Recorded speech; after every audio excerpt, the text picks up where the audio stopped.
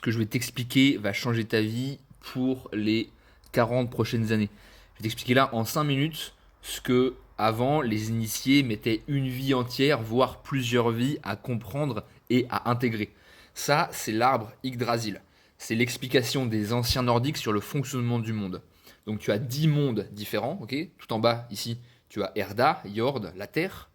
Et ensuite, tu as 9 mondes qui sont les mondes d'existence. La Terre, c'est là où tout est rassemblé.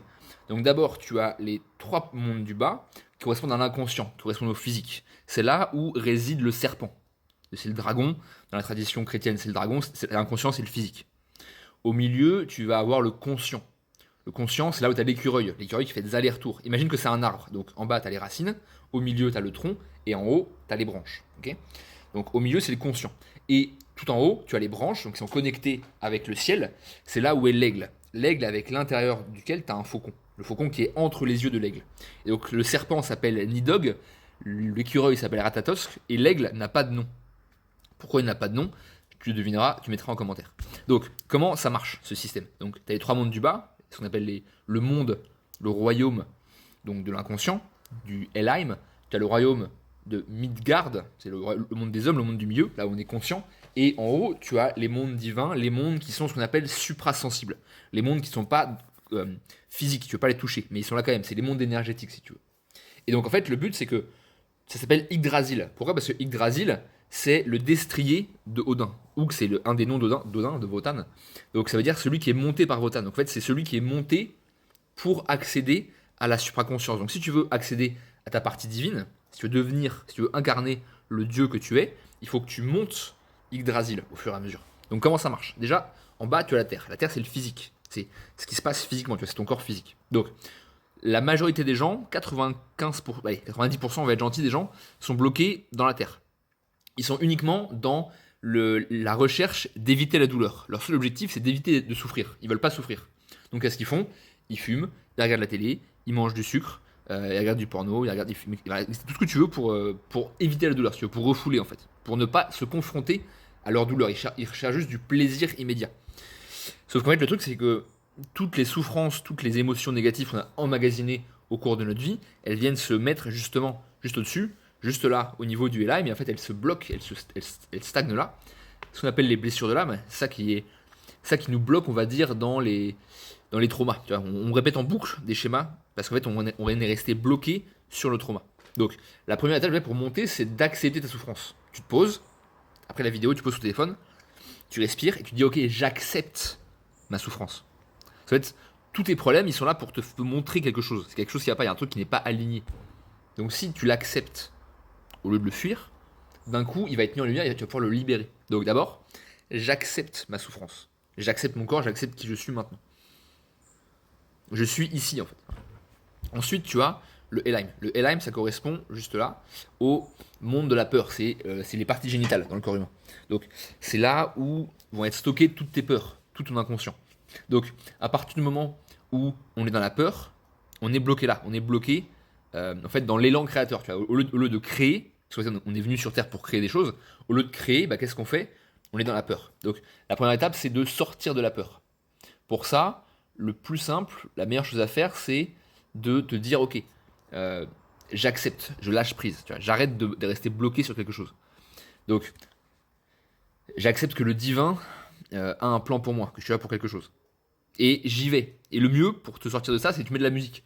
Tu mets de la musique, tu danses. Et tu commences en fait à commencer quelque chose. C'est vraiment tu commences n'importe quoi. Que ce soit faire de l'art, que ce soit aller marcher, faut faire quelque chose. Te sortir de cet état de léthargie complet dans lequel tu es bloqué. Ensuite, tu vas voir le 8e monde. Le 8e monde, il est juste ici. Ça, c'est le féminin dégradé, c'est le féminin négatif. Donc, qu'est-ce qu'il fait? Il est toujours dans la négativité. C'est pourquoi est-ce que lui, il a et moi, j'ai pas. Donc là, le truc, c'est d'arriver à être dans la gratitude. À pouvoir entendre l'autre tout en étant centré. Mais il faut l'entendre, parce que tant qu'on est que sur soi, on peut pas avancer. En fait, on est bloqué sur notre truc, on tourne en rond. En fait, le divin, en gros, tout l'univers, nous envoie systématiquement ce dont on a besoin. Maintenant, il faut l'écouter. Il faut avoir l'oreille ouverte pour l'écouter. Pour ça, là, tu bosses la gratitude. Ici, c'est la gratitude. Ensuite, tu vas avoir le 7e monde, donc à droite là-bas, le Niflheim. Le Niflheim, c'est le monde masculin dégradé. Donc là, c'est le fait d'être uniquement dans la matière. C'est un peu comme un nain, tu vois, qui creuse la mine et qui fait que creuser. Donc là, le truc, c'est d'apprendre à comprendre l'autre. Donc tu arrêtes, si tu veux, de chercher uniquement la gratification matérielle, d'avoir plus de voitures, plus de, je sais pas, d'aller chercher quelque chose à l'extérieur, tu vois. Ouais, c'est vraiment ça, c'est d'arrêter d'aller chercher quelque chose à l'extérieur. Et tu te dis, ok, euh, je suis ici et maintenant. Et en fait, du coup, le mix des deux, c'est à la fois je veux quelque chose et en même temps je suis dans la gratitude. Je suis bien avec ce que j'ai. Et c'est ça la balance difficile à voir. Et du coup, ce qui fait qu'une fois que tu as réussi à dépasser ces deux-là, et bah hop, tu passes dans le sixième monde, qui est au milieu là, qui est le cœur. Juste là, le cœur ici, qui correspond au soleil. Donc c'est là où tu vas pouvoir rayonner, c'est là où tu vas pouvoir renvoyer ton énergie. Et pour ça, avant d'arriver au cœur, il faut déjà que tu aies dépassé la dualité, il faut que tu aies dépassé l'apparent blocage entre les deux. Donc le cœur, c'est recevoir la connaissance, parce que du coup, une fois que tu as réussi à travailler ici et à être dans la gratitude, du coup, tu commences à avoir des choses, tu commences à obtenir, à amasser, tu commences à rayonner avec le soleil. Mais là, du coup, c'est recevoir, mais sans devenir vaniteux ou sans devenir un gourou. Et ça marche aussi avec le physique, tu vois. Tu vas recevoir de l'argent. Ok, est-ce que tu vas devenir un connard en gros, est-ce que tu vas devenir con parce que tu as de l'argent, tu vois, c'est un truc. Ou une relation, c'est pareil. Est-ce que tu vas continuer à avoir tes bases, à être dans la gratitude et en même temps à savoir où tu veux aller, ou est-ce que d'un coup tu pars complètement en steak et tu vas commencer à tout cramer, tu vois. C'est ça. Donc c'est est-ce que tu restes centré sur toi. Est-ce que tu continues à rayonner. Parce qu'en fait, quand le divin t'envoie des choses, c'est pour que tu rayonnes. C'est pas pour que tu fasses le malin à dire ouais, regardez, moi je suis trop fort. Non, c'est pour que tu rayonnes, pour que tu puisses rayonner plus autour de toi. Donc là, comment tu fais? C'est que tu vas te forcer à rayonner. Ok, j'ai des choses, c'est super, et ben tu vas te forcer à donner aux autres, à renvoyer. Donc à la fois tu reçois et tu redonnes. Et en fait, c'est comme ça que l'abondance circule, parce que du coup, tu mets en place un flux énergétique. Alors que sinon, si tu bloques tout pour toi, ou que tu te dis ah je suis trop fort, regardez j'ai tout, bah, tu bloques en fait. Donc le truc c'est de rayonner, de renvoyer, comme le soleil en fait. Exactement comme le soleil. Ensuite, on passe dans le cinquième monde, qui est ici. Ça, c'est le monde féminin dans la matière. Là, c'est dépasser la violence et la colère pour trouver la force de construire. Il y a aussi un côté voyage. C'est quelqu'un qui va, voilà, il va tout le temps dans la consommation. C'est vraiment la consommation directe. Alors qu'à droite, ici, le coeurf, ça, c'est le monde physique, mais du masculin. Donc, je vais construire des choses. Je vais être uniquement dans la construction et dans l'action.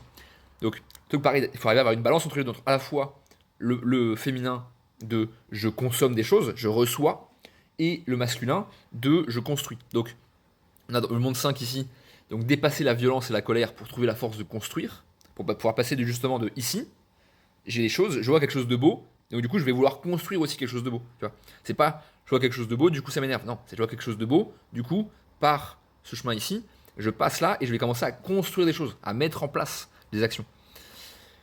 Et donc, du coup, le 4 ici, recevoir la puissance sans succomber au pouvoir. Alors là, c'est intéressant parce que la puissance, c'est l'énergie que tu as. Ok.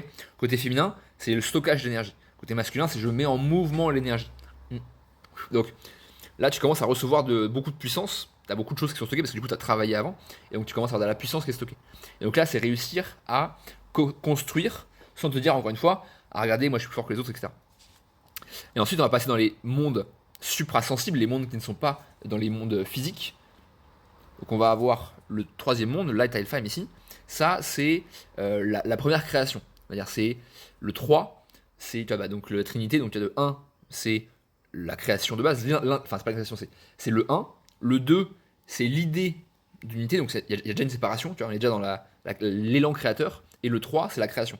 Et donc le 3, c'est rassembler ce qui était part, tu vois, rassembler ce qui semble à la base séparé en quelque chose de cohérent, en quelque chose qui est clair, tu vois, qui est subtil. Et alors tout ça, je le tire à la fois de mes recherches sur les traditions nordiques, sur aussi l'alchimie. Ce que je vous dis, ça vient de Patrick Bonetzenas en grosse partie. Et si ça t'intéresse, si tu as envie d'en apprendre plus et de pouvoir apprendre à maîtriser justement ce passage de comment tu passes de toi, ici maintenant, humain, à toi, divin, abonne-toi. Mets-moi en commentaire si tu veux des vidéos sur les prochains trucs. Il y a les liens avec les cartes du carreau, il y a les liens avec les planètes, il y a les liens avec les runes. Il y a énormément de liens à faire. Donc si ça t'intéresse, tu me mets en commentaire. Et c'était un plaisir. bonne élévation spirituelle.